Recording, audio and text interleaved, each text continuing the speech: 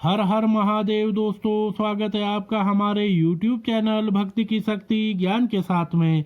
दोस्तों, माना जाता है कि पूजा स्थल पर शंख रखने से घर में सुख समृद्धि आती है और नकारात्मक ऊर्जा का नाश होता है। वहीं शिव की पूजा में शंख रखना वर्जित है। क्या है कारण, चलिए जानते हैं। हिंदू धर्म में हर देवी देवता के पूजन के कुछ विशेष नियम होते हैं।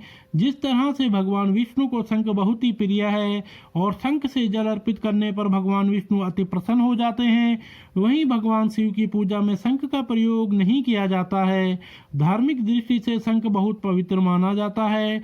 किसी भी तरह की कोई भी पूजा हो, हर पूजा में आरती करने के बाद शंख के जल को सभी के ऊपर छिड़का जाता है, पर शिव की पूजा में शंख का इस्तेमाल नहीं किया जाता है। आखिर ऐसी क्या वजह है जिसके चलते महादेव को न तो शंख जल दिया जाता है और न ही शिव की पूजा में शंख बजाया जाता है, जिसका उल्लेख शिव पुराण में मिलता है। आइए जानते हैं इसके पीछे की पौराणिक कथा। शिव पुराण की कथा के अनुसार दैत्यराज दंभ की कोई संतान नहीं थी। उसने संतान प्राप्ति के लिए भगवान विष्णु की कठिन तपस्या की थी। दैत्यराज के कठोर तप से प्रसन्न होकर भगवान विष्णु ने उससे वर मांगने को कहा।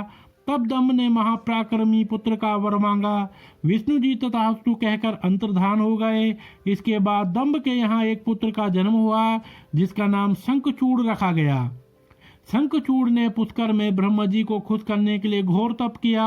तब से प्रसन्न होकर ब्रह्मदेव ने वर मांगने के लिए कहा, तो शंखचूड़ ने वर में मांगा कि वो देवताओं के लिए अजय हो जाए। ब्रह्मा जी ने तथास्तु कहकर उसे श्री कृष्ण कवच दे दिया।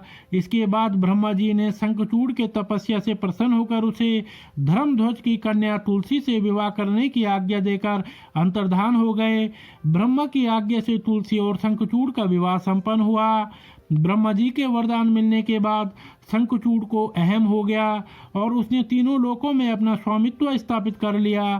शंखचूड़ से त्रस्त होकर देवताओं ने विष्णु जी के पास जाकर मदद मांगी, लेकिन भगवान विष्णु ने खुद दंभ पुत्र का वरदान दे रखा था। इसलिए विष्णु जी ने शंकर जी की आराधना की, जिसके बाद शिव जी ने देवताओं की रक्षा के लिए निकल पड़े। लेकिन श्री कृष्ण कवच और तुलसी के पतिव्रत धर्म की वजह से शिवजी भी उसका वध करने में सफल नहीं हो पा रहे थे। इसके बाद विष्णु जी ने ब्राह्मण रूप धारण कर दैत्यराज से उसका श्री कृष्ण कवच दान में ले लिया और शंखचूड़ का रूप धारण कर तुलसी के शील का हरण कर लिया।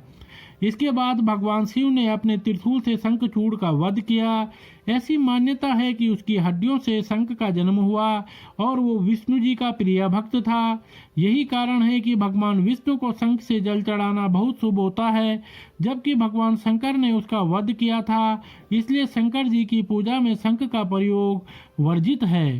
तो दोस्तों, अगर आपको यह वीडियो पसंद आई हो तो आप हमारे चैनल को लाइक, कमेंट, शेयर, सब्सक्राइब अवश्य करें और बेल आइकन दबाना ना भूलें, जिससे हमारी आने वाली सभी वीडियोस आप तक सही समय से पहुंचती रहेंगी।